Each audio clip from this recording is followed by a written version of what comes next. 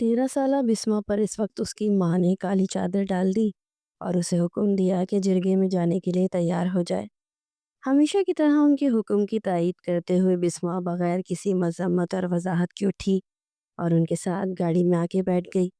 ابھی کچھ دیر پہلے اس کے باپ کی جانب سے کال موصول ہوئی تھی، جس میں اس کی ماں کو ہدایت کی گئی تھی کہ ڈرائیور کے ساتھ بسما کو تیار کر کے لے آئے اور جرگے میں اس کا نکاح سردار برہان سے پڑھایا جائے گا۔ سردار برہان کا بھائی بسما کے باپ کے ہاتھوں مارا گیا اور اب جرگے میں ونی کے مطابق بسما کو ونی کر کے برہان کے نکاح میں دے دیا جائے گا، جہاں وہ ہمیشہ کے لیے برہان کی غلامی میں چلی جائے گی۔ اس علاقے میں ونی ایک معمولی بات تھی۔ جہاں بسما کے گھر والے اس بات کے لیے آسانی سے مان گئے، وہیں بسما کو بھی انہوں نے اچھے لفظوں میں قائل کر لیا تھا، اور وہ بھی بنا مزید اس رسم کے بارے میں کچھ بھی جانے سردار برہان سے نکاح کرنے کے لیے تیار ہو گئی۔ جبکہ دوسری جانب سردار برہان اپنی شاندار پرسنالٹی کے ساتھ جرگے میں موجود تھا۔ اس وقت بھی اس کے چہرے پہ سنجیدگی تاثرات کسی کو بھی خوف میں مبتلا کر سکتے تھے۔ سردار برہان اس علاقے میں خوف کا دوسرا نام تھا۔ سردار رئیس خان کا سب سے بڑا بیٹا، جو 30 سال کی عمر میں بھی بغیر شادی شدہ تھا۔ آج تک علاقے میں کئی کام جو اس سے وابستہ کیے جاتے، اس کے حوالے سے لوگوں کو ثبوت نہیں مل پائے۔ کچھ لوگ اس کے خلاف جانے کے لیے اٹھے بھی تو اس کے خلاف نہ ملنے والے ثبوتوں نے انہیں رکنے پہ مجبور کر دیا۔ سردار برہان سے ہر کوئی خوف کھاتا۔ یہی وجہ تھی کہ وہ ابھی تک کنوارا تھا اور اس کی زندگی میں کسی عورت کا عمل دخل نہیں تھا۔ علاقے کے لوگ اس کے بارے میں اچھی رائے نہیں رکھتے تھے۔ وجہ تھی کہ اس کی سنجیدہ طبیعت اور بھڑکتا ہوا غصہ۔ اس کا غصہ بالکل آگ کی مانند تھا، جس میں وہ جلا کر کسی کو بھی راکھ کرنے کی ہمت رکھتا تھا۔ گاڑی رکی تو بسما کو گاڑی سے باہر نکالا گیا۔ جہاں برہان سوچ رہا تھا کہ وہ روتی سی سکتی ہوئی کوئی لڑکی ہوگی، وہیں اسے یہ دیکھ کر سب سے پہلے حیرت ہوئی کہ وہ بہت کم عمر اور معصوم سی لڑکی تھی، لیکن اس کے باوجود اس کے چہرے پہ خود اعتمادی تھی اور ذرہ برابر خوف نہیں تھا۔ اسے بتا دیا گیا تھا کہ یہاں پر اس کا سردار کے ساتھ نکاح کا اعلان ہو چکا ہے، لیکن اس خبر نے بھی اسے خوف زدہ نہیں کیا۔ اعتماد کے ساتھ چلتے ہوئے وہ سردار برہان کے مقابل آ کر بیٹھ گئی۔ وہ برہان سے عمر میں کافی چھوٹی تھی، لیکن اس کے باوجود اس کے چہرے پر اطمینان تھا۔ کچھ دیر بعد قاضی کی آمد ہوئی اور جرگے میں ہی ان دونوں کا نکاح ہو گیا۔ نفرت برہان کے اندر تک پھیل گئی۔ وہ جمشید خان کی بیٹی تھی اور وہ ہر حال میں اسے خود سے خوف زدہ اور روتا سے سکتا ہوا دیکھنا چاہتا تھا۔ اس کے بھائی ولید کو مار دینے کے بعد وہ لوگ کبھی بھی پرسکون رہنے کے حقدار نہیں تھے۔ نکاح ہوتے ہی بسما کی ماں نے اسے گلے سے لگتے ہوئے بتایا کہ اب وہ ہمیشہ کے لیے سردار برہان کی حویلی میں جا رہی ہے، جہاں ہو سکتا ہے ان دونوں کی ملاقات کبھی بھی نہ ہو۔ اس کی ماں پھر بھی اسے آخری دفعہ ملتے ہوئے آپ دیدہ ہو گئی، لیکن وہ ابھی بھی پرسکون کھڑی تھی۔ اس کے چہرے پر اطمینان تھا اور آنکھوں میں بالکل خوف نہیں تھا، جیسے وہ شروع سے اس سب کے لیے تیار ہو۔ برہان نے پلٹتے ہوئے ایک نظر اس پہ ڈالی اور گاڑی کے اندر چلا گیا۔ تھوڑی دیر کے بعد اسے بھی لا کے گاڑی کی پچھلی سیٹ پہ بٹھا دیا گیا۔ گاڑی کو موڑتے ہوئے برہان کی سخت تاثرات کو اس کے باپ نے دیکھا۔ وہ جانتے تھے کہ برہان کبھی بھی نکاح اور ونی کے لیے تیار نہیں تھا۔ انہوں نے اس پر اپنی مرضی مسلط کی تو وہ یہ جانتا تھا کہ خون کا بدلہ خون بہا سے لیا جائے، لیکن انہوں نے ونی کا راستہ اختیار کیا۔ بابا، یہ آپ کا غلط فیصلہ ہے۔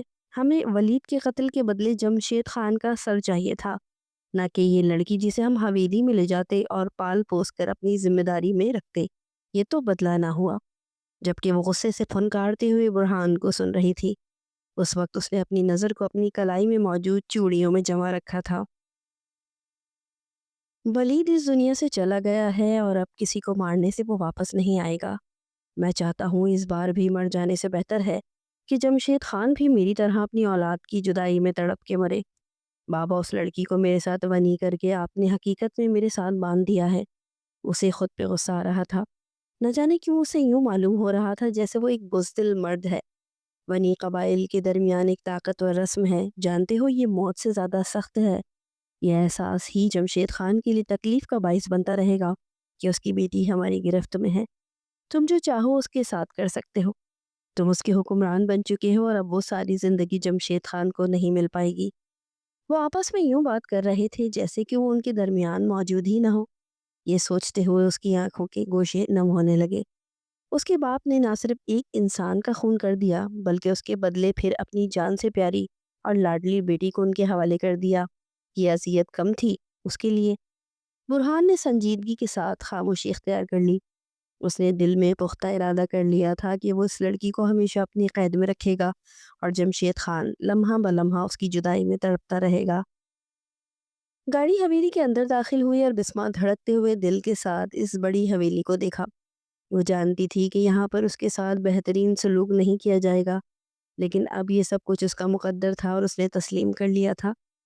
گاڑی سے اترتے ہی برہان کو ایک کال موصول ہوئی اور وہ موبائل کان سے لگا کر ایک سائٹ پہ چلا گیا، جبکہ وہ رئیس خان کے پیچھے ہی آہستہ آہستہ قدموں سے چلتی ہوئی حویلی کے اندر چلی گئی۔ اس وقت اس کا دل خود کو ثابت قدم رکھنے کی تلقین کرنے کے باوجود مسلسل کپ کپا رہا تھا۔ اس پر کپ کپی طاری تھی، لیکن اس نے اپنے چہرے سے کچھ بھی ظاہر نہیں ہونے دیا۔ جو بھی تھا، اس نے رئیس خان کی فیملی کے بارے میں ہمیشہ لوگوں سے اچھا ہی سنا تھا، لیکن برہان کے سخت رویے اور غصے سے ہٹ کر وہ یہاں کسی کو بھی نہیں جانتی تھی۔ لاؤنج میں اس کی جانب رئیس خان نے پلٹ کے دیکھا اور اس کے دیکھتے ہی اس نے نظریں جھکا لی۔ جب وہ اس کی جانب بڑھے، لڑکی، تم یہاں پر کوئی نکاحی عورت نہیں ہو بلکہ ایک نوکرانی ہو، ہمیشہ اپنی حیثیت کو یاد رکھنا۔ ان کا لہجہ اچھا خاصا سخت تھا اور میں بے اختیار ہی جی کہتے ہوئے سر جھکا لیا۔ وہ اسی تلقین کر رہے تھے کہ تم آج کے بعد اس گھر کے سارے معاملات سنبھالو گی اور برہان سے دور رہو گی، کیونکہ تم اس کی حقیقی بیوی نہیں بلکہ ونی میں آئی ہوئی لڑکی ہو، اور وہ خود اپنی حیثیت سے اچھی طرح واقف تھی۔ کچھ دیر کے بعد ایک 19 سالہ لڑکا سیڑھیوں سے اترتا ہوا دکھائی دیا جو اسے حیرت سے دیکھ رہا تھا۔ کچھ دیر وہ رئیس خان کے ساتھ کسی موضوع پر آہستہ آواز میں بحث کرتا رہا، لیکن اس نے کان دھرنے کے بجائے اپنے قدم پیچھے ہٹا لیے۔ رئیس خان ان کو چھوڑ کے کمرے میں چلے گئے۔ اسے یہ جان کر حیرت ہو رہی تھی کہ یہاں بھی اس کی ہم عمر کوئی لڑکی یا عورت موجود نہیں تھی۔ اس کی ماں نے اسے بتایا تھا کہ برہان کے 5 بھائی ہیں، جہاں 2 بھائی بیرون ملک تعلیم حاصل کرنے کے لیے گئے ہیں، وہیں پر گھر میں 3 بھائی موجود ہیں، جن میں اس وقت برہان سب سے بڑا ہے۔ ولید کی ڈیتھ ہو چکی ہے، اور پھر 19 سالہ احمد۔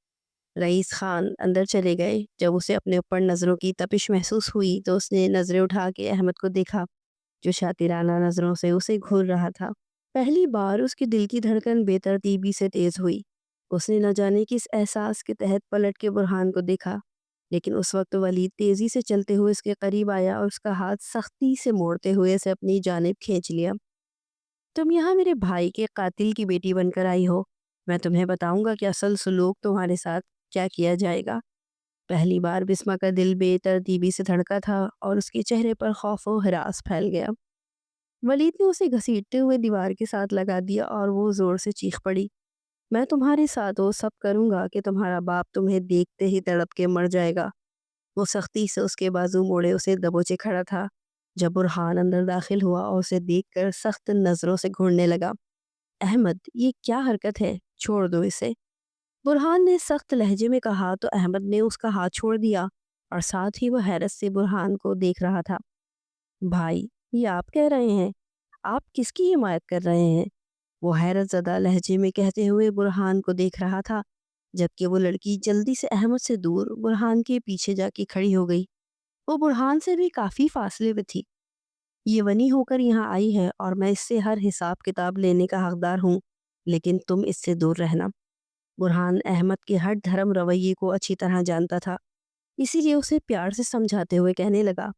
تبھی وہ اپنے بھائی کی بات سن کے آگ بگولا ہو گیا۔ آخر آپ کو ہو کیا گیا ہے؟ کیا آپ سردار حویلی کے رسم و رواج کو بھول رہے ہیں؟ یہ لڑکی یہاں پر آئی ہے اور گھر کا ہر فرد اس پر حکمرانی کرے گا، صرف آپ نہیں۔ احمد برہان سے سخت نالا نظر آ رہا تھا۔ برہان جانتا تھا کہ وہ ولید کی کس قدر قریب تھا۔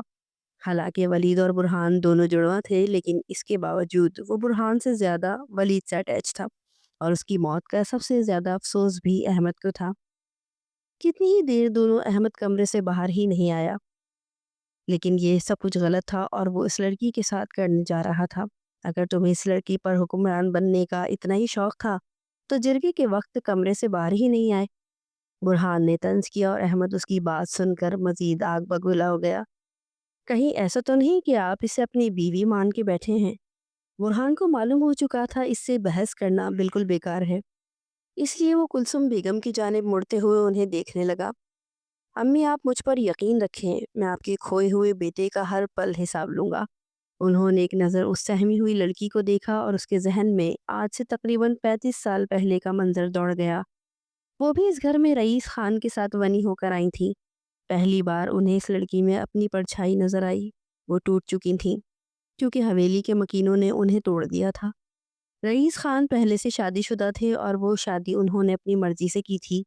اس گھر میں آنے کے بعد ان پر جتنے مظالم توڑے جا سکتے تھے توڑے گئے۔ رئیس خان ان کے ساتھ اچھا رویہ اختیار کرتے تھے، لیکن ان کے بہن بھائیوں نے کلثوم بیگم کو ہر پل تحقیر آمیز لہجے اور آزمائشوں سے گزارا۔ ہر رات سونے کے بعد ہر صبح ایک نئی قیامت ان کی منتظر ہوتی۔ انہیں رئیس کے قریب بھی نہیں جانے دیا جاتا تھا۔ رئیس خان کی بیوی تو ہر وقت اس پر بے دریغ ستم کرتی۔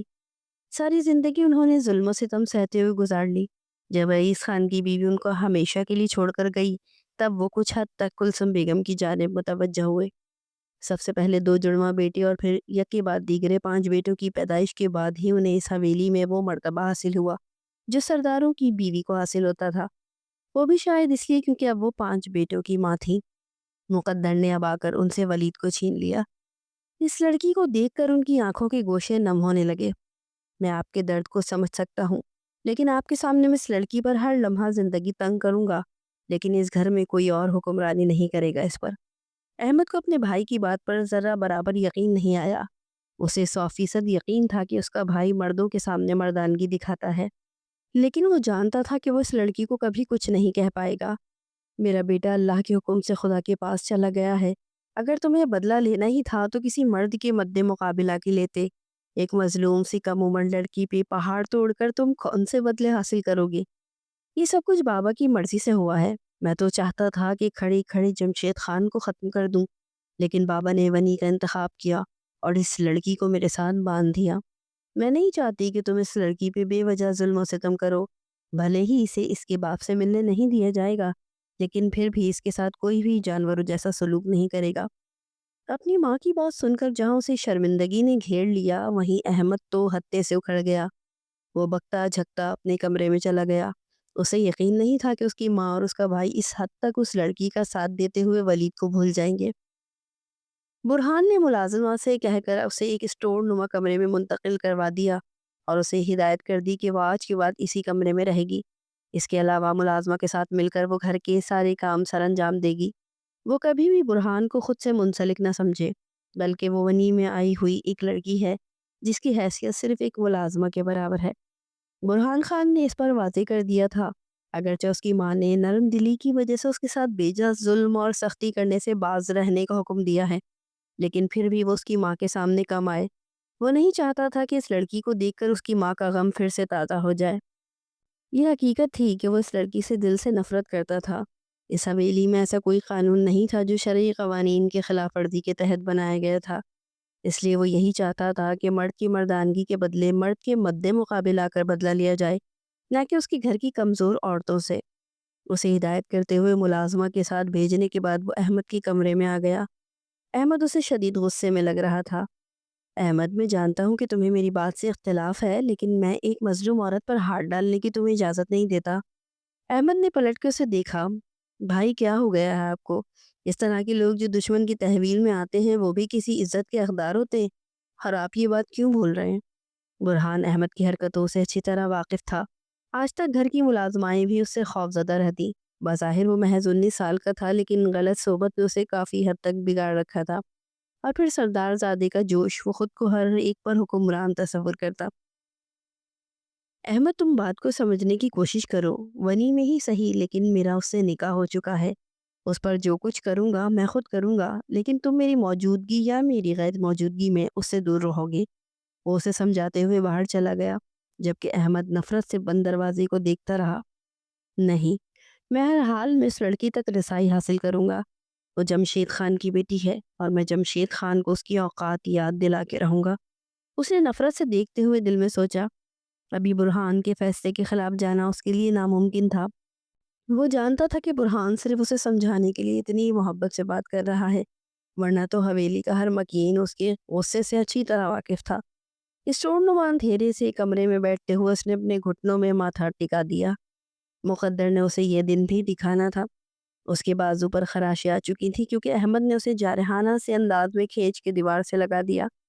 ملازموں سے تھوڑا سا کھانا بھی دے کر گئی تھی، لیکن اس وقت پریشانی اور خوف کی وجہ سے اس کے حلق سے ایک نوالا نہیں اتر رہا تھا۔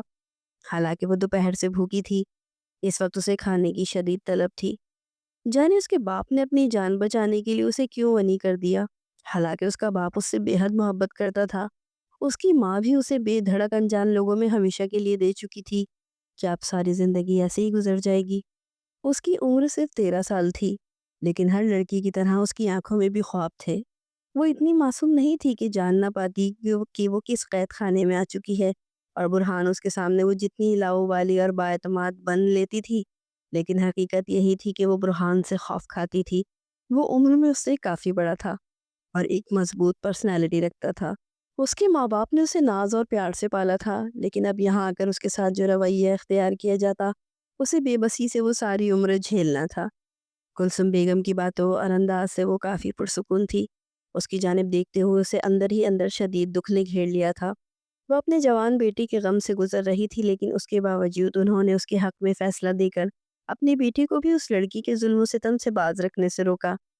رات اس نے کافی مشکل سے گزاری تھی۔ اس اسٹور نما کمرے میں سونا اس کے لیے معمول تھا، لیکن اب یہ اس کا مقدر تھا، اس لیے وہ سونے کے لیے وہیں لیٹ گئی۔ صبح ہوتے ہی ملازمہ نے اس کا دروازہ کھٹکھٹایا۔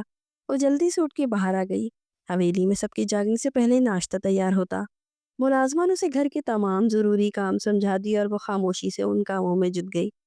کچھ دیر کے بعد رئیس صاحب اور کلثوم بیگم کے لیے ناشتہ لگا دیا گیا، لیکن احمد اور برہان ابھی تک جاگے نہیں تھے۔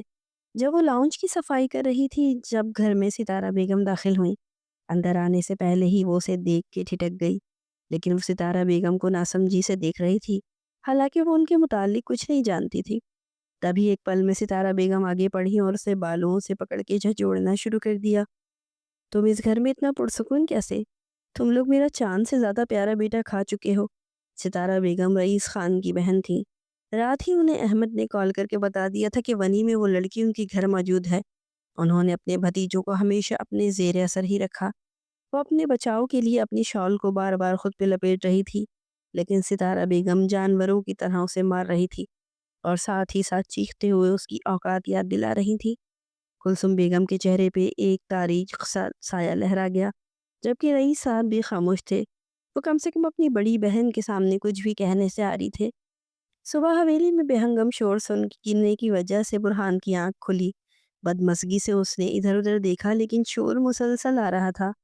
نیند سے مندی مندی آنکھیں کھول کر اس نے معاملے کو سمجھنے کی کوشش کی۔ جب اسے معلوم ہوا کہ نیچے ستارہ پھپھو آ چکی ہیں۔ تمہاری جیسی لڑکی کو میں یہاں پل پل اذیت دے کے ماروں گی، جیسے میرا جوان بھتیجا تم لوگوں نے تڑپا تڑپا کے مارا ہے۔ ستارہ بیگم کو ایک لمحے کے لیے احساس یا رحم نہیں آ رہا تھا۔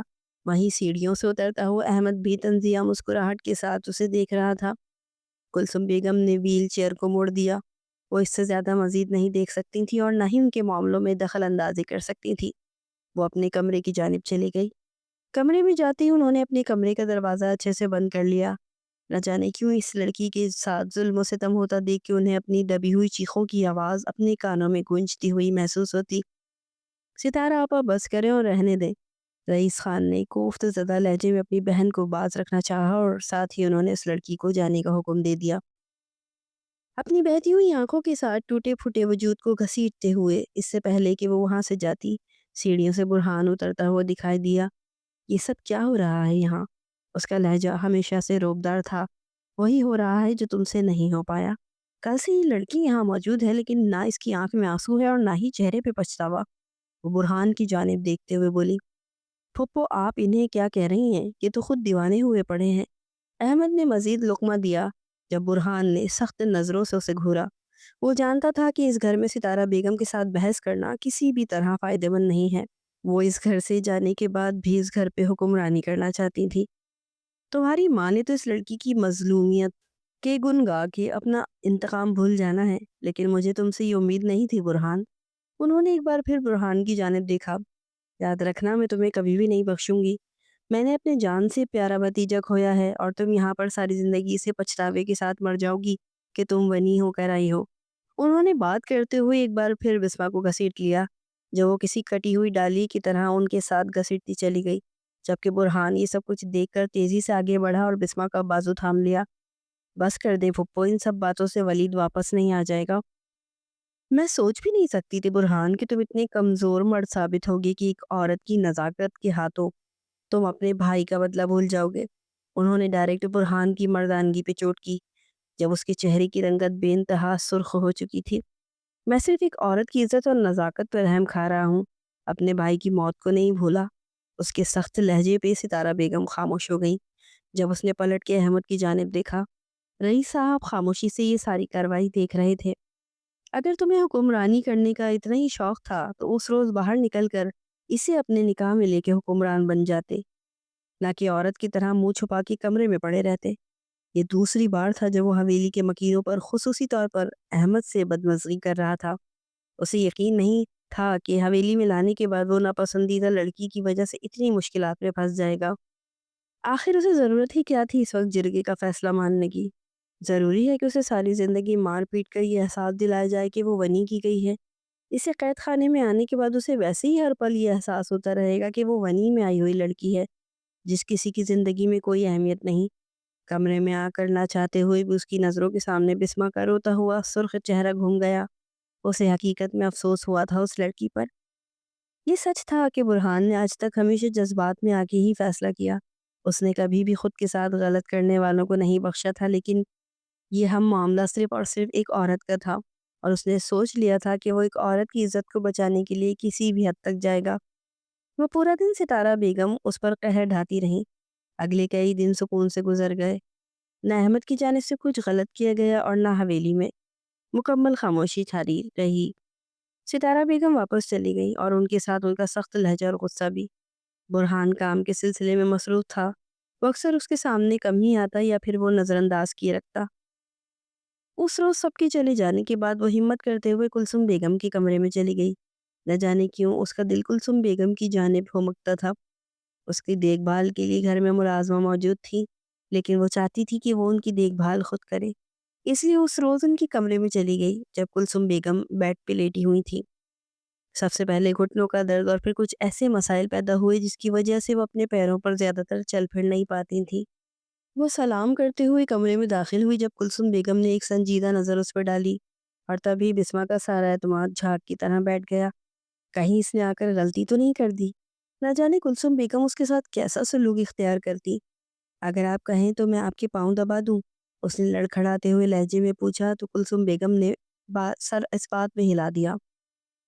ان کے قریب جگہ بناتے ہوئے وہ ان کے قدموں میں بیٹھ گئی اور اپنے نرم ہاتھوں سے ان کے پیر دبانے لگی۔ کلثوم بیگم کافی دیر اسے دیکھتی رہی، پھر اس کی آنکھوں کے گوشے نم ہو گئے۔ وہ جانتی تھی کہ وہ یہاں پر اپنا کوئی نہ کوئی سہارا تلاش کرنے کی کوشش کر رہی ہے۔ اس قید خانے میں اس کا دم گھٹتا ہے۔ انہوں نے سائڈ ٹیبل پہ پڑے ہوئے ولید کی تصویر اٹھائی اور اس کے سامنے کر دی۔ بہت فرما بردار تھا، مجھ پر جان چھڑکا کرتا تھا۔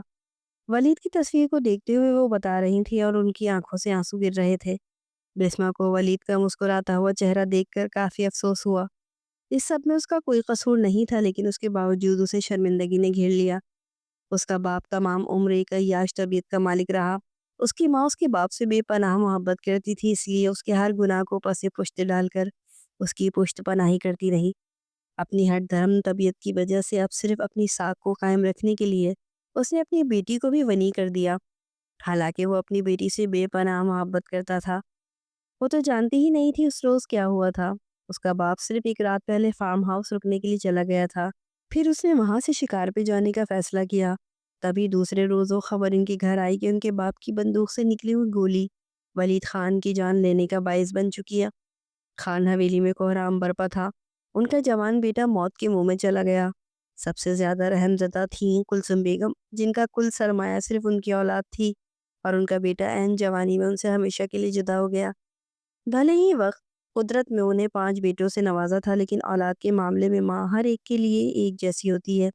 جیسے وہ دوسرے بیٹوں سے محبت کرتی تھی، بالکل ویسی محبت تھی وہ ولید سے کرتی تھی۔ کوئی بھی بیٹا ولید کا خلا پر نہیں کر سکتا تھا۔ اس کی اپنی جگہ تھی، میں نہیں جانتی اس روز کیا ہوا، ابا کے ہاتھوں کیسے آپ کی بیٹی کا اس نے جان بوجھ کر بات کو ادھورا چھوڑ دیا۔ وہ سوچ رہی تھی اور الفاظ اس کا ساتھ نہیں دے رہے تھے۔ میں بھی نہیں جانتی تھی اس روز میں محض 15 سال کی تھی جب مجھے ونی میں رئیس خان کی دلہن بنا کے ہمیشہ کے لیے ان کی گھر روانہ کر دیا گیا۔ یہ قبائلی دشمنیاں اور قبائلی تصادم تھے جن کا حساب عورتوں کو چکانا پڑتا ہے۔ اس روز اس گھر میں آنے کے بعد مجھے پہلی بار معلوم ہوا کہ عورت کی حیثیت کتنی کم ہوتی ہے، اور پھر ہر رات ہر دن مجھے میری حیثیت کے بارے میں بتایا گیا۔ بسما کی آنکھوں سے آنسو بہ رہے تھے۔ اسے یوں معلوم ہو رہا تھا جیسے کلثوم بیگم اس کے سامنے اس کی دکھ کی کچھ بھی نہیں ہے۔ برہان بھلے ہی اسے اپنی بیوی نہیں سمجھتا تھا، لیکن پھر بھی وہ لوگوں کے سامنے ڈٹ کے اس کا دفاع کرتا اور دوسروں کو اس پر ظلم و ستم کرنے سے باز رکھتا تھا۔ کافی دیر وہ کلثوم بیگم کے پاؤں دباتی رہی۔ ایک عجیب سا سکون اس نے اپنی لپیٹ میں لے لیا تھا۔ اسے یوں محسوس ہوا تھا جیسے اس نے کچھ وقت اپنی ماں کے ساتھ گزار لیا۔ تھوڑی دیر کے بعد کلثوم بیگم کے آرام کی غرض سے وہ کمرے سے باہر آ گئی۔ داخلی دروازے سے اندر آتے ہوئے برہان نے اسے ایک نظر دیکھا اور اس کے چہرے پہ سنجیدگی پھیل گئی۔ وہ اس کی ماں کی کمرے سے کیوں نکل رہی تھی، یہ سوچتے ہوئے کلثوم بیگم کی کمرے کی طرف چلا گیا۔ بسما نے بھی ایک نظر برہان کو دیکھا اور تیزی سے کچن کی جانب چلی گئی۔ احمد اس وقت اپنے کمرے میں تھا جب اسے ستارہ بیگم کی کال موصول ہوئی۔ یہاں کے حالات کیسے ہیں شہزادے؟ بالکل ویسے ہی جیسے آپ دیکھ کے گئی تھی۔ یہ سنتے ہی ستارہ بیگم غصے سے آگ ببولا ہوئی۔ کاش ونی میں اس لڑکی کا نکاح برہان کی جگہ احمد سے ہو جاتا۔ انہوں نے اپنے ذہن میں ترکیب لڑاتے ہوئے احمد کو مہرے کے طور پہ استعمال کیا، اور احمد جو پہلے ہی اس سب کی تلاش میں تھا ان کے غلیظ منصوبے کا حصہ بن گیا۔ وہ مکمل پلاننگ بناتے ہوئے اسے قائل کر رہی تھی، اور دوسری طرف احمد کے چہرے پہ شیطانی مسکراہٹ پھیلتی جا رہی تھی۔ اب جیسا میں نے سمجھایا ہے تم نے بالکل ویسے ہی کرنا ہے۔ آپ فکر مت کریں پھپھو، اب آپ دیکھتی جائیں کہ میں کیا کرتا ہوں۔ احمد کی بات سن کے وہ خوشی سے کھل اٹھی۔ احمد حقیقت میں سرداری خون کا اثر رکھتا تھا، اور یہ بات انہیں نہال کر دیتی تھی۔ انہوں نے آج تک اس گھر میں کلثوم بیگم کو تسلیم نہیں کیا تھا، اور کل کی آئی ہوئی لڑکی کو کیسے تسلیم کر لیتی؟ یہ ان کی شان اور غرور کے خلاف تھا۔ اسی شام رئیس خان کو ستارہ بیگم کی جانب سے کال موصول ہوئی۔ کیسی ہیں آپا؟ رئیس خان ہمیشہ کی طرح بڑی بہن کی حیثیت سے ستارہ بیگم کی بے حد عزت کیا کرتا تھا۔ ٹھیک ہوں رئیس، اس روز تم سے تفصیلاً ملاقات ہی نہیں ہو سکی، اور برہان کے ساتھ بھی اچھی خاصی بدمزگی ہو گئی۔ تم تو جانتے ہو نا کہ میں تمہاری آپا کا تمہارے اور تمہارے بچوں کے علاوہ دل نہیں لگتا۔ ان کی فکر کو دیکھتے ہوئے رئیس خان کے چہرے پہ مسکراہٹ پھیل گئی۔ ارے آپا، آپ کل دوبارہ آ جائیں، مل کر بچوں کے ساتھ دوپہر کا کھانا کھاتے ہیں۔ اذان اور شہیر بھی آپ کے متعلق پوچھ رہے تھے۔ نہیں نہیں، کل میں نہیں آ سکتی، اس لیے تمہیں کال کی ہے کہ کل گھر کے تمام افراد کو لے کے تم نے دوپہر کا کھانا میرے ہاں کھانا ہے۔ انہوں نے کھانے کے متعلق انہیں ہدایت دی، اور ساتھ میں بار بار یہ بھی سمجھایا کہ گھر کے تمام افراد کو لانا ہے۔ رئیس خان نے سب کو ان کی دعوت کے متعلق بتا دیا، اور یہ ہدایت بھی دے دی کہ کل گھر کے تمام افراد دوپہر کا کھانا ستارہ بیگم کے گھر کھانے کے لیے چلیں گے۔ وہ جانتے تھے کہ ان کی بہن غصے کی تھوڑی تیز ہے، لیکن دل کی بہت نرم ہے، اور یہی غلط فہمی ان کو لے ڈوبنے والی تھی۔ جبکہ یہ سنتے ہی پاس بیٹھے احمد کے چہرے پہ ایک شاطرانہ مسکراہٹ پھیل گئی۔ گھر کے کسی بھی فرد نے اس کی مسکراہٹ کی جانب توجہ نہیں دی۔ پھپھو کا یوں اچانک سب کو دعوت پہ بلانا اور خصوصی طور پہ ہدایت کرنا کہ سب کو لے کر آئیں، ورنہ جب بھی دعوت پہ بلاتی تو کلثوم بیگم کو نہ لانے کی تاکید کرتی۔ برہان کو تھوڑا عجیب لگا تھا، پھر باپ کے چہرے پہ پھیلی مسکراہٹ دیکھ کے وہ خاموش ہو گیا۔ وہ جانتا تھا کہ اس کا باپ ستارہ بیگم سے بے حد محبت کرتا ہے۔ اگلے دن وہ سب جانے کے لیے تیار تھے، اور خصوصی طور پہ احمد حد سے زیادہ ایکسائٹمنٹ کا مظاہرہ کر رہا تھا۔ برہان کو ایک بار پھر عجیب تاثر نے گھیر لیا۔ جہاں احمد کسی بھی پارٹی اور دعوت کو ان کے ساتھ اٹینڈ نہیں کرتا تھا، آج وہ اتنا ایکسائٹڈ تھا ستارہ بیگم کے گھر جانے کے لیے۔ واہ احمد، تم تو آج بڑے ٹھاٹ سے تیار ہوئے ہو، برہان نے اسے دیکھتے ہوئے مسکراتے ہوئے کہا۔ جب احمد اس کی جانب دیکھ کے مسکرا اٹھا، آپ کو جیلس ہونے کی ضرورت نہیں ہے بھائی، گھر میں آپ سے زیادہ ہینڈسم لڑکا موجود ہے۔ اس کی بات سنتے ہوئے برہان اس کے چہرے پہ مسکراہٹ پھیل گئی۔ یہ اچھا تھا کہ احمد نے اپنی ضد کو چھوڑتے ہوئے اچھا لہجہ اپنا لیا تھا، ورنہ اس بدمزگی کے بعد ان کے درمیان کوئی اچھی بات نہیں ہوئی تھی، بلکہ احمد اسے کافی بدگمان نظر آتا تھا۔ حویلی کے تمام ممبرز گاڑیوں پر ستارہ بیگم کے گھر کی جانب روانہ ہو گئے۔ بسما کے لیے یہ حیرت انگیز بات تھی کہ حویلی میں اس کے علاوہ احمد نے خاص ملازمہ کو ہدایت کر دی تھی کہ تمام ملازمائیں حویلی کے اندرون خانے سے چلی جائیں گی۔ اس کی یہ ہدایت سن کر بسمہ کے اندر عجیب سے وسوسے سر اٹھانے لگے، اور پھر دروازے سے نکلتے ہوئے اس نے جن نظروں سے بسمہ کو دیکھا تھا، اس کی ریڑھ کی ہڈی میں سنسناہٹ سی دوڑ گئی۔ بے اختیاری اس نے دعا کی تھی کہ کاش برہان یہاں سے نہ جائے، لیکن سبھی لوگ وہاں سے چلے گئے۔ کچھ دیر کے بعد اندرون خانے سے تمام ملازمائیں بھی چلی گئی اور وہ اکیلی رہ گئی۔ بجائے اس کے کہ وہ مرکزی دروازے کو اچھی طرح بند کر دیتی، وہ اسٹور نما کمرے میں چلی گئی اور اسے اچھی طرح بند کر کے اندر بیٹھ گئی۔ خوف کی وجہ سے اس کے چہرے کی پیلاہٹ واضح تھی۔ بے اختیاری اسے اپنے والدین کا گھر یاد آنے لگا۔ کتنی پرسکون وہ وہاں رہا کرتی تھی، اور یہاں پر ہر لمحے اس کا خوف سے گزر ہو رہا تھا۔ نہ جانے کس لمحے اس کی عزت کو تار تار کر دیا جائے۔ حویلی کے کسی مکین سے اسے خوف نہیں آتا تھا، سوائے اس لڑکی کے جو ہمیشہ اسے آر پار ہوتی نظروں سے دیکھتا۔ حالانکہ وہ برہان کے نکاح میں تھی، لیکن برہان اس کی جانب آنکھ اٹھا کے بھی نہیں دیکھتا تھا۔ جب سے وہ حویلی میں آئی تھی، برہان اور وہ آپس میں ہم کلام تک نہیں ہوئے تھے۔ ستارہ بیگم نے گھر پہنچتے ہی خوش دلی سے ان سے ملی۔ گھر میں بہترین کھانوں کا انتظام کیا گیا، اور اس وقت سب لانچ میں خوش باش گپوں میں مصروف تھے۔ ستارہ بیگم کے دل میں یہ خواہش ہمیشہ انگڑائی لیتی رہتی تھی کہ وہ برہان کے لیے اپنی بیٹی سمن کو پسند کرتی تھی۔ وہ چاہتی تھی کہ سمن ہی برہان کی بیوی بنے، لیکن برہان کے اکھڑے اکھڑے لہجے اور سنجیدہ طبیعت کی وجہ سے سمن اس سے دور ہی رہتی۔ باتوں کے درمیان کسی کو اندازہ ہی نہیں ہوا کہ احمد کب نامحسوس طریقے سے موبائل پہ کال کے بہانے باہر اٹھا اور واپس ہی نہیں آیا، جبکہ کسی نے بھی اس کی غیر موجودگی کو محسوس نہیں کیا تھا۔ اس وقت گاڑی میں بیٹھ کر اس نے گاڑی باہر کی جانب موڑ دی۔ اس روز اس کے اور ستارہ بیگم کے درمیان یہی طے پایا تھا کہ ستارہ بیگم ان سب کو دعوت میں بلائیں گی، اور تب احمد وہاں سے چلا جائے گا۔ اس روز اس نے اپنے غلط ارادوں کو تکمیل دینا تھی، اور مقابل کا دل عزت گنوانے کے خوف سے پہرے ہی لرز رہا تھا۔ خالی صندوق نما پڑے ہوئے باکس کو اس نے گھسیٹتے ہوئے دروازے کے آگے جما دیا۔ نہ جانے کیوں اسے محسوس ہو رہا تھا جیسے احمد واپس لوٹ آئے گا، ورنہ اسے کیا ضرورت تھی ملازموں کو یہاں سے بھیجنے کی، اور بالآخر ایسا ہی ہوا۔ گاڑی حویلی کے اندر داخل کرتے ہوئے وہ گاڑی سے اترا، اور اس کے حکم کے مطابق کوئی بھی ملازم وہاں موجود نہیں تھا۔ اب اس گھر میں وہ تھا اور بسمہ، وہ جو چاہے اس کے ساتھ کر سکتا تھا۔ اس نے ایک لمحے کے لیے بھی نہیں سوچا کہ اس کے بھائی کے نکاح میں ہے، یا اس کے بعد اس کے ساتھ کس طرح کا سلوک کیا جا سکتا ہے۔ وہ اندر بڑھا، جب وہ اسے لاؤنج میں اور کچن میں نظر نہیں آئی۔ کافی دیر اسے تلاش کرتا رہا، پھر اسے پکارنا شروع کر دیا، جبکہ اپنے نام کی پکار کو سنتے ہی وہ لرز اٹھی تھی۔ اس کا دل شدت خوف سے کپ کپا رہا تھا، آنکھوں سے آنسو بہہ رہے تھے، اس کے لب مسلسل دعا کر رہے تھے اپنی عزت کی حفاظت کی، جبکہ سامنے مایوسی اور موت تھی۔ آج یہاں کوئی بھی اسے بچانے والا موجود نہیں تھا، اور نہ ہی برہان، نہ ہی کلثوم بیگم۔ وہ کافی دیر اسے ڈھونڈتا رہا، جب اس کی نظر اسٹور روم کے بند دروازے پہ پڑی تو وہ مسکراتا ہوا اس جانب آیا۔ اسے پتہ چل گیا تھا کہ وہ اس وقت اسٹور روم کے اندر موجود ہے، اور دروازے کو بھی اس نے اچھی طرح بند کر رکھا ہے۔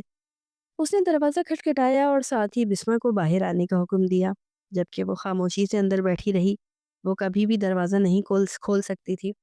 اس 13 سالہ معصوم لڑکی کے چہرے پہ پسینے کے ننھے ننھے قطرے چمک رہے تھے، اور آنکھوں میں خوف و ہراس تھا۔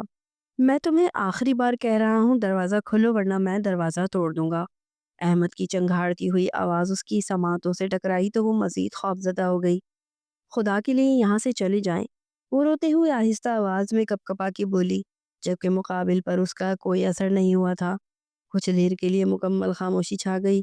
اس کے دل میں قدرے اطمینان پیدا ہوا، ہو سکتا ہے کہ وہ چلا گیا ہو۔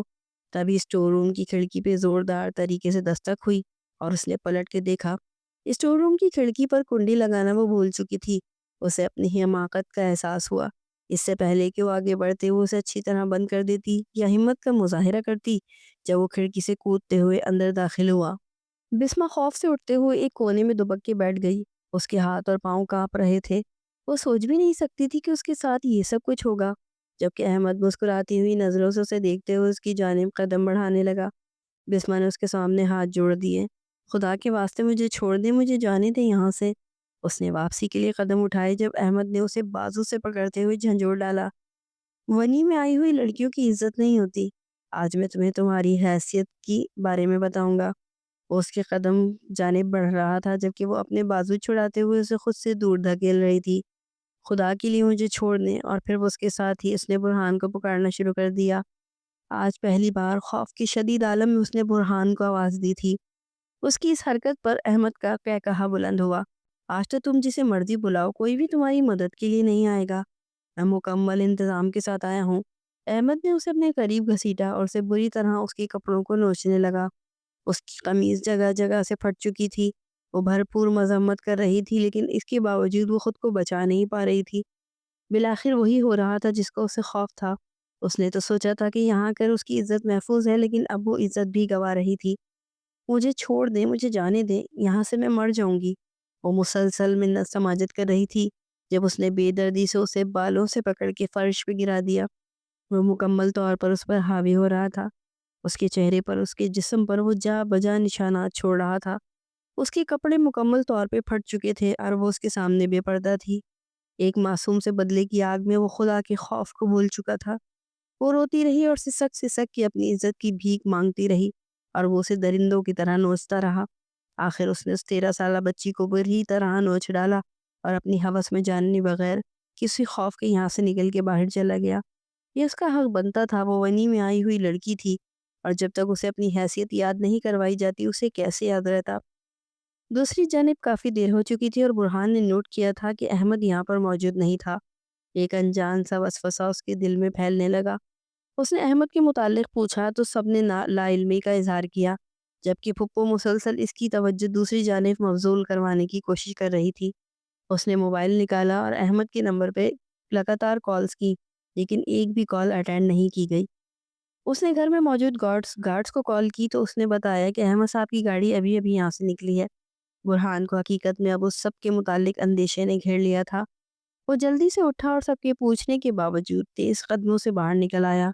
اس وقت اس کا دل دھڑک رہا تھا۔ اس کی زندگی میں جتنے بھی غلط کام ہو چکے تھے لیکن وہ نکاح کی اہمیت سے واقف تھا۔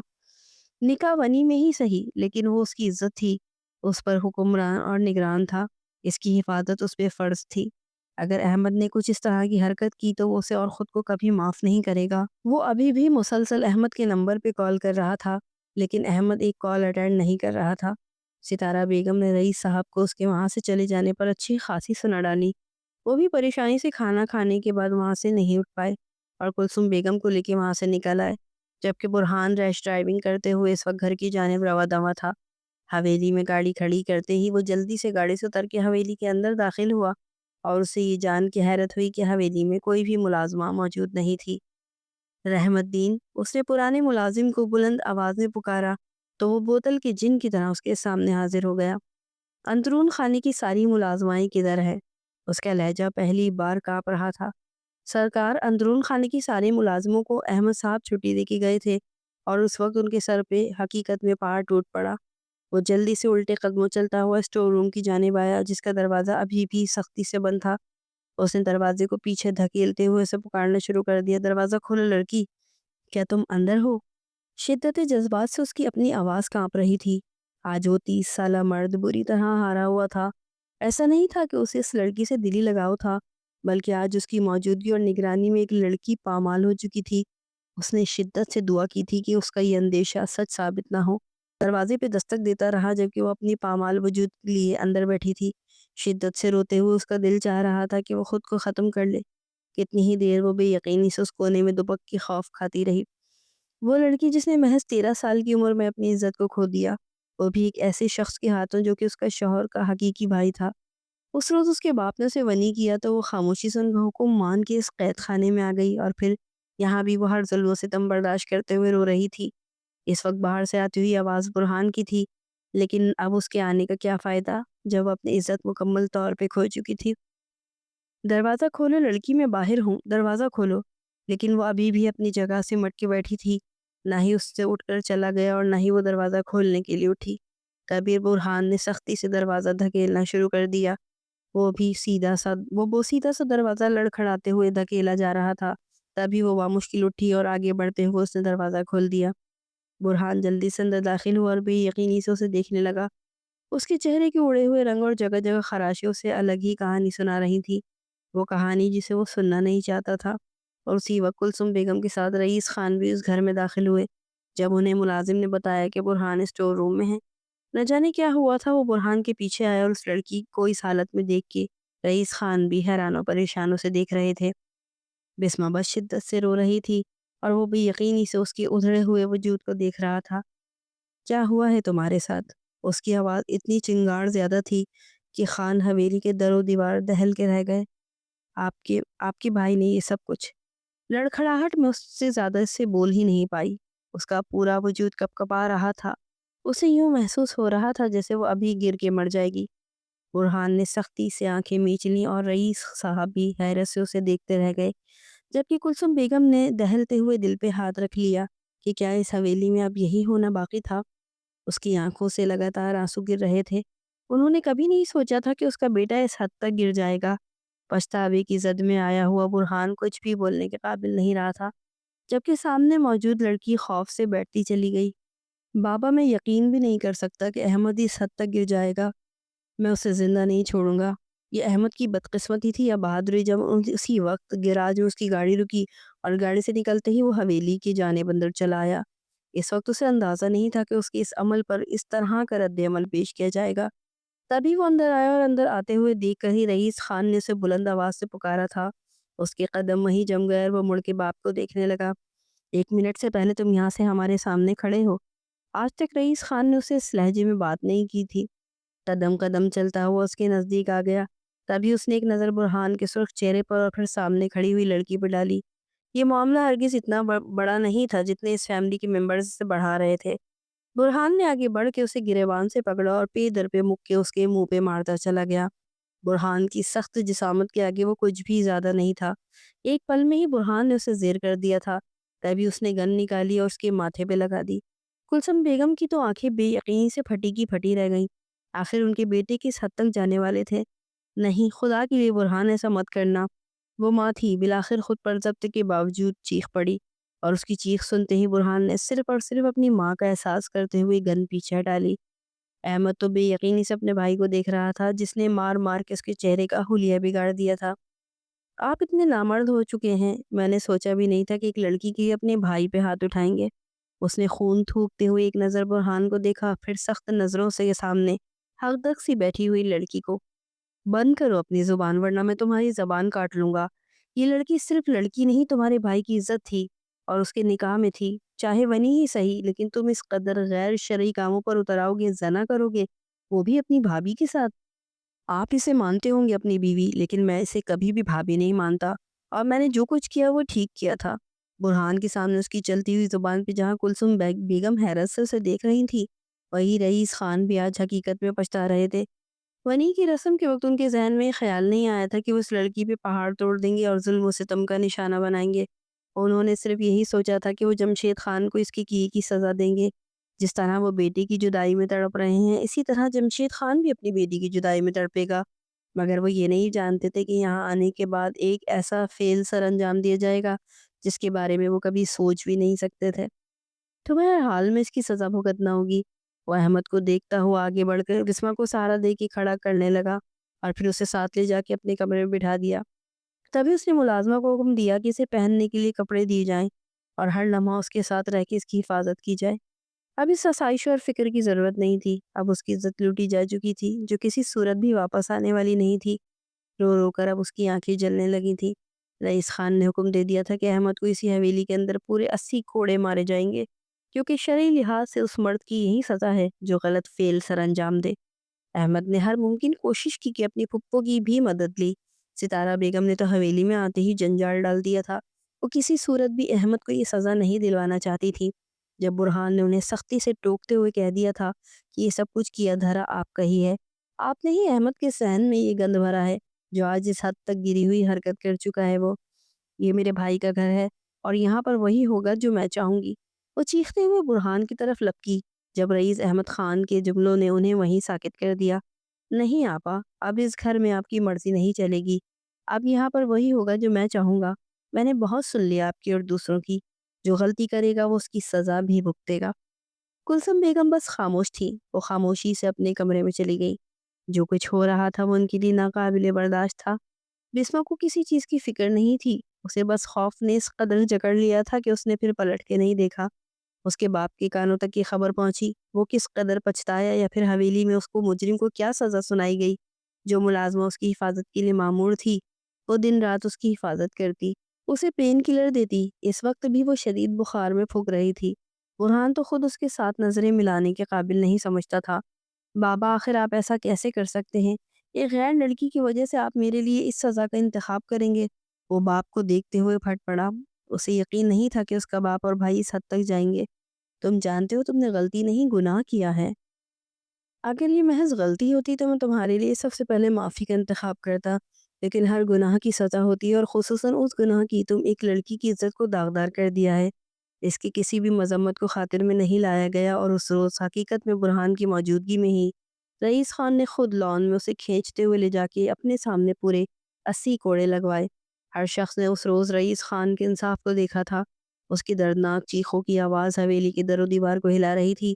جہاں ایک کوڑا لگنے پہ وہ چیختے ہوئے لرز جاتا، وہیں اس کی چیخیں بسما کی سماعتوں سے بھی ٹکرا رہی تھی، لیکن اس کے باوجود اس کی آنکھوں سے آنسو موتیوں کی طرح گر رہے تھے۔ وہ لوگ خواہ جتنے بھی برے سہی، لیکن پھر بھی اس کے ساتھ کسی بھی طرح کی ناانصافی کے مرتکب نہیں ہوئے تھے، سوائے اس لڑکے کے جسے اس کے باپ نے خود سزا دی تھی، اور اس کا شوہر جو پہلے اسے نام کی حد تک منسلک نہیں رکھتا تھا، آج ہر حالت میں اسے انصاف دلوانے پہ تلا ہوا تھا۔ کتنی ہی بار وہ خود اس کے سامنے ڈھال بن کے کھڑا ہو گیا۔ اس کی عزت چلی گئی تھی تو اس کے مجرم کی بھی عزت بحال نہیں ہو سکتی تھی۔ لوگوں کی نظروں میں اس نے اپنا کردار کھو دیا تھا، اور یقیناً اس چیز نے اسے بھی اندر تک ہلا کے رکھ دیا ہوگا۔ کیا ہو جائے اگر ہر باپ اپنے مجرم بیٹی کو پکڑ کے خود سزا دے اور کٹہرے میں لے آئے؟ اسے ایسی ہی سزا دلوائی جائے جو رہتے لوگوں کے لیے عبرت کا نشان بن جائے۔ آخر یہ سماج کب تک ونی جیسی رسموں کے خلاف جا کے کوئی فیصلہ کرے گا؟ آخر کب تک ایک عورت کو اس جرم کی سزا دی جائے گی جو جرم اس کے گھر کے مردوں سے ہوا ہو؟ برہان کافی دیر لان میں بیٹھ کے یہی باتیں سوچ رہا تھا۔ اس روز اس نے پختہ ارادہ کر لیا تھا کہ وہ اپنے نام سے منسوب اس لڑکی کو ہر حال میں عزت اور مقام دلوائے گا جو وہ نہیں دلوا پایا۔ یہی سوچتے ہوئے وہ اندر داخل ہوا جب بسما بیڈ پہ آنکھیں موندے لیٹی ہوئی تھی۔ اب وہ کافی بہتر تھی، ذہنی اور جسمانی لحاظ سے، لیکن آج بھی اس کے چہرے پہ وہ دردناک تحریر رقم تھی جو اس کے معصوم سے چہرے کو دیکھتے ہوئے اس نے خود سے پختہ عہد کیا تھا، اور وہ اس چہرے پر ایک بار پھر وہ شوخی لے آئے گا جو شوخی اس نے جرگے میں دیکھی تھی۔ ایک عورت کو عزت کے علاوہ اور کچھ نہیں چاہیے ہوتا، اور یہ اس وقت اب تک اس کا محرم ہی دلوا سکتا ہے۔